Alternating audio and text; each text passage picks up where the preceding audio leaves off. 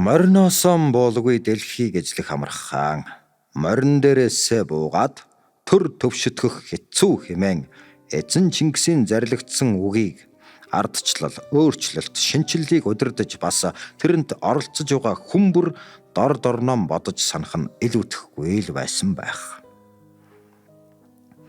Миний хувьд хэдийгээр бие хол байсан ч сэтгэл минь эх оронтойгоо ойр байлгүй яах вэ?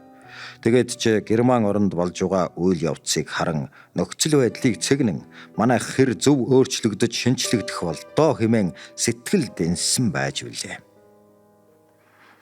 Хүний нутагт ийхүү байхдаа эх орон минь хурдан хөгжихийн тулд эдийн засгаа нэн тэргуунд чадварчуулах нь чухал гэж үзэж зах зээлийн шинэлэг сэтгэлгээгээр өөрийн бизнесээ эхлүүлж хэрэндээ үлгэр үзүүлж хувь нэмрээ оруулахыг зорьсон билээ.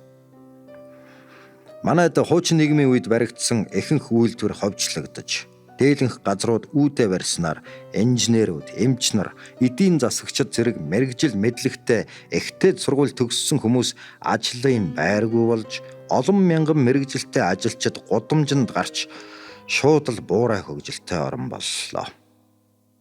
Ийм хүнд үед эх орондоо багжуултгүй нэмэр болж, ажлын байр шинээр бий болгохоор ТБД андууд нэртэй компани байгууллаа.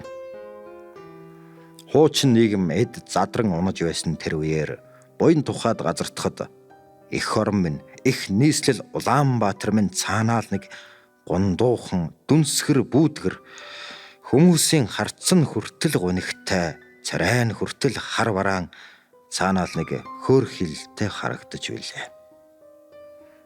Бидний хичээж зүтгэснээр Монгол Германы хооронд бизнес амжилттай болж өргөжин тэлж Монгол ардын хувьсгалт намын цагаан байранд нэмж нэг өрөө түрээсэлсэн юм. Хотын төвийг бараадаад тэнд компани ажиллуулж байсан минь Монгол ардын хувьсгалт намынхантай ойртож нөхөрлөх үүдийг нээлээ.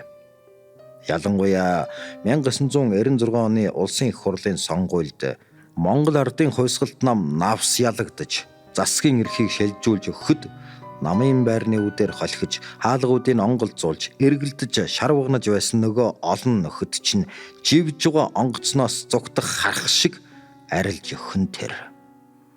Найр хийж байгаа айлын уяан дээр байгаа юм шиг бужигнаж язгнаж байсан шуугантайхан дуулиантайхан амьдрал яав гэмээр замхарч сонгуулийн дараа намын байрын гадаа тоотойхон хитэн машин л торойтол үлдэж билээ.